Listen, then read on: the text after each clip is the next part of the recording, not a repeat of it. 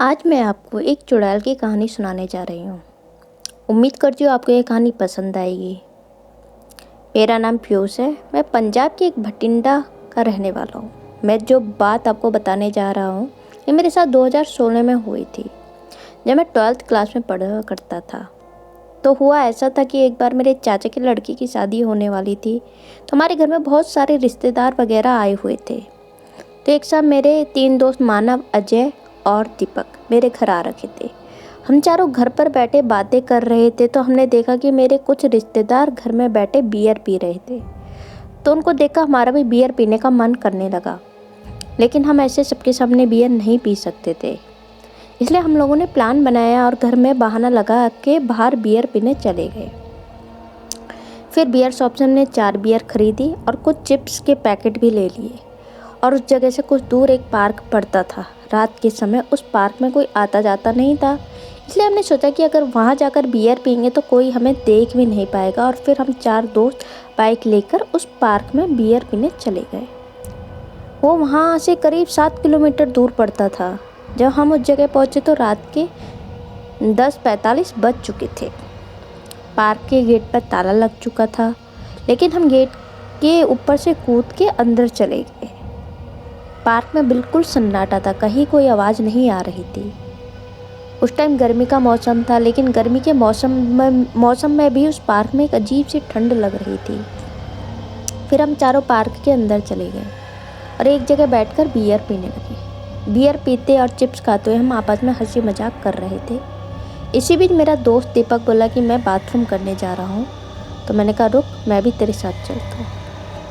मैं भी उठ के उसके साथ जाने लगा, तो तभी पीछे से मानव भी हमारे साथ आ गया। उसको भी टॉयलेट जाना था। अब अजय वहाँ अकेला रह गया था।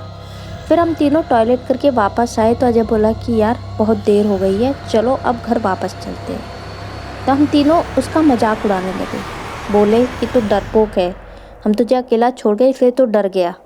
अजय बोला नहीं, ऐसा नहीं है, मैं डरपोक नहीं हूँ।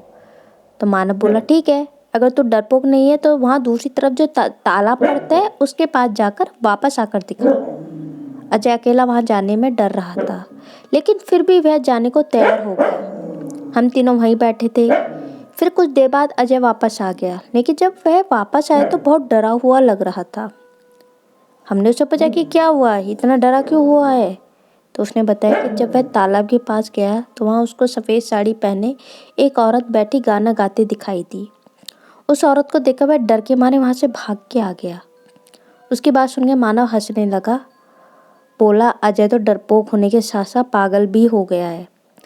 रात के करीब 12 बज चुके थे। औरत तालाब के पास बैठकर गाना गाएगी। अजय गुस्से से बोला कि मैं झूठ नहीं बोल रहा हूँ, अगर तुम कोई बात पर यकीन नहीं है तो तुम खुद चलकर देख लो। हमने कहा ठीक है, ऐसी बात है तो हम चलकर देख ही लेते हैं। और फिर हम चारों तालाब के पास चले गए, लेकिन हमें वहाँ कोई औरत दिखाई नहीं दी। मानव बोला कहाँ गई तेरी वह सिंगर औरत। अजय बोला अभी थोड़ी देर पहले तो उसको यहीं देखा था, पता नहीं अब वह कहाँ चली गई। मैंने कहा अजय लगता है तुझे बियर नहीं दारू वाला नशा चढ़ गया है। फिर हम सब लोग वहाँ से वापस जाने लगे, लेकिन कुछ कदम दूर जाते ही हमें तालाब के साइड में एक औरत पानी में पैर लटकाए बैठे दिखाई दी। उसको देखकर हमें बहुत अजीब लगा, क्योंकि अभी कुछ देर पहले तक तो वहाँ कोई भी नहीं था। अजय बोला देखो ये वही औरत है, ये पक्का कोई चुड़ैल है। लेकिन दीपक नशे में बोला ऐसा कुछ नहीं है, चुड़ैल वुड़ैल कुछ नहीं होती। लेकिन उस औरत ने कोई जवाब नहीं दिया। तो हम चारों उस औरत के पास गए और उससे पूछा कि तुम कौन हो, इतनी रात यहाँ क्या कर रही हो। और जब औरत ने हमारी तरफ अपना मुँह किया तो उसका मुँह देखते हमारी तो आवाज़ ही निकलना बंद हो गई। हमने देखा कि उसका मुँह पूरा फटा हुआ था और मुँह से खून निकल रहा था। उसके बाल बहुत लंबे थे और आंखें किसी बल्ब की तरह चमक रही थी। वह देखते ही हम चारों वहाँ से भागने लगे, लेकिन हमें अपने पीछे से उसके भागने की आवाज़ भी आ रही थी। भागते हुए वह अजीब तरह से गुर्रा रही थी। हम चारों तेज़ी से भागते हुए गेट से बाहर कूद गए। और बिना रुके अपनी बाइक स्टार्ट करने लगे। बाइक स्टार्ट करते हुए हमने देखा कि वह औरत पार्क की गेट के ऊपर बैठी थी और हमारी तरफ देखा बहुत डरावने तरीके से मुस्कुरा रही थी। हम पूरे रास्ते भगवान का नाम लेते हुए सीधा अपने घर आ पहुँचे।